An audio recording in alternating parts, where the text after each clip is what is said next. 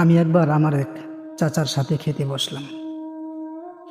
তো সবাইকে গরুর গোশত দেওয়া হচ্ছিল, আমার প্লেটেও দেওয়া হলো। কিন্তু যখনই আমার চাচার প্লেটে গরুর গোশত দেওয়া হয়ে গেল, চাচা একটা চিৎকার দিয়ে যেন উঠলেন। বললেন, হাই হাই, এটা করো কি? তুমি জানো না আমার জন্য তো গরুর গোশত খাওয়া নিষেধ, ডাক্তার নিষেধ করছে।